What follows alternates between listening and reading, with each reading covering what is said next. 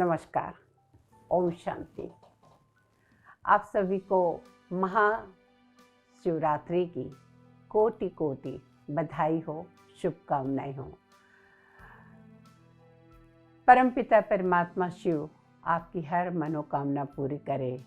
इन्हीं शुभ भावनाओं के साथ आपको एक छोटी सी शंकर पार्वती जी की कहानी बताने जा रही हूँ, क्योंकि कई लोग सोचते हैं कि शंकर और शिव एक ही हैं, लेकिन फिर भी शिव भी और शंकर भी है तो अलग, लेकिन शंकर शिव के ही पुत्र हैं। एक बार पार्वती जी ने महादेव से कहा, महादेव, इतने लोग गंगा जी में स्नान करने जाते हैं, करोड़ों लोग जाते हैं। जैसे कि अभी भी कुंभ के मेले में करोड़ों लोग आए, स्नान किया, लेकिन इतने करोड़ों लोग स्वर्ग में क्यों नहीं आते? कहा जाता है कि स्नान करने से स्वर्ग मिलता है। महादेव ने कहा, इसका जवाब तो मुझे कैसे दूं, लेकिन इसके लिए मुझे तुम्हें प्रैक्टिकल बताना पड़ेगा। कहा, नहीं बताइए मुझे, मैं जानना चाहती हूँ। जब पतित पावनी गंगा है, इतने लोग डुबकी लगा रहे, तो इतने लोग स्वर्ग में क्यों नहीं आते? तब शंकर जी ने कहा, लोग आते तो हैं, लेकिन भावना सबसे प्रधान होती है। चलो एक काम करते हैं। उन्होंने पार्वती जी को और ज़्यादा खूबसूरत बना दिया, वो तो खूबसूरत थी ही, और अपने आप को और कोड़ी अपंग जैसे बना दिया और कहा, चलो हम चल के वहीं पे बैठते हैं गंगा जी के किनारे, और सारा स्क्रिप्ट समझा दी उनको कि आपको क्या करना है।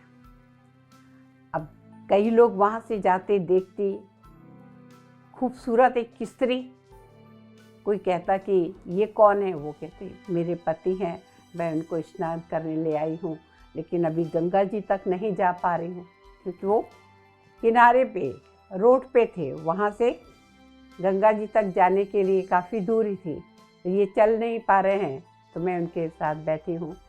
तो कई लोग की नज़र बुरी होती, कई लोग कहते कि आपको चलिए, आपको हम छोड़ देते हैं। वो कहती नहीं, इनके साथ ही जाना है।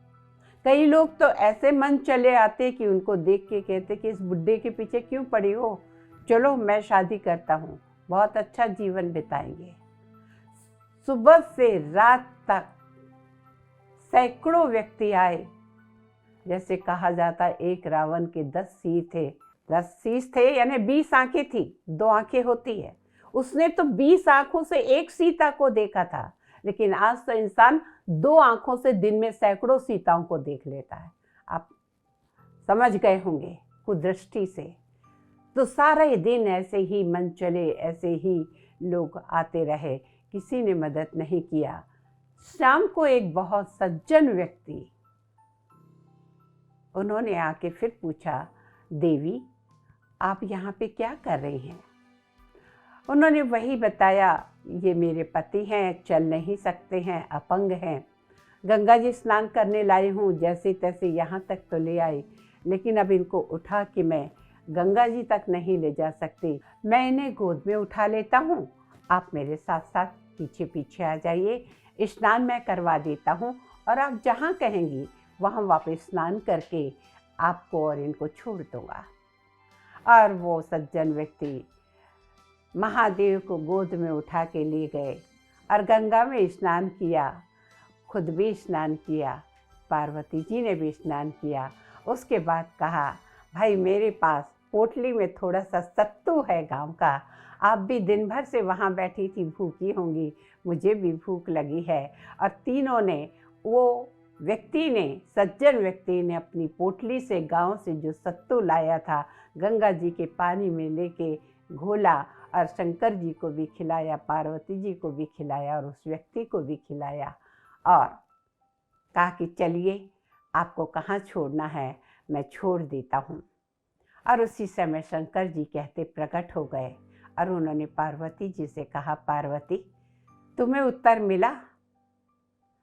सुबह से कितने लोग यहाँ पर स्नान करने आए, लेकिन किसी ने भी मदद नहीं करनी चाहिए। किसी के भी मन में भाव नहीं आया, अरे गंगा में स्नान करने आए यानी पुण्य कमाने आए, तो एक व्यक्ति जो अपंग है उसको वहाँ तक पहुँचा देते, ये पुण्य नहीं कमाया। सिर्फ गंगा में नहा लेने से पुण्य नहीं होता। तुम्हें तुम्हारे प्रश्न का उत्तर मिल गया होगा कि इतने लोगों में यही एक व्यक्ति स्वर्ग में जाने के लायक है। यानी कहने का मतलब कि सिर्फ ऊपरी कर्म कांड करने से कभी भी हम मोक्ष को या वो सद्गति को नहीं प्राप्त कर सकते। हमारे दिल में औरों के प्रति शुद्ध भावना होना चाहिए, हमारे दिल में प्रेम होना चाहिए, हमारी भावनाएं शुद्ध होनी चाहिए। हजारों लोग सुबह से शाम तक गंगा में डुबकी लगाए, लेकिन मन तो किसी का भी साफ नहीं था। किसी की नज़रें कैसी दूषित हुई, किसी ने कुछ कहा, किसी ने कमेंट किया, किसी ने दया की, किसी ने कुछ कहा, लेकिन एक ही सज्जन व्यक्ति निकला। हर कोई स्वर्ग में नहीं जाता। कहा जाता बिना मरे स्वर्ग नहीं दिखता। मरने का मतलब क्या है? मरने का मतलब है कि आपको अपने मैंपन को ख़त्म करना, अपने अहंकार को ख़त्म करना है। अभिमान की मैं तो ये हूँ, मैं क्यों इस अपंग व्यक्ति की मदद करूँ? नहीं, आप भी इंसान हो, वो भी इंसान है। और जब आप इस तरह से मदद करते हैं तभी आप स्वर्ग के हकदार होते हैं। आशा है आप हमारी बात को समझ गए होंगे। फिर वही कहेंगे, मन के जीते जीत है, मन के हारे हार, मन चंगा तो कटौती में गंगा।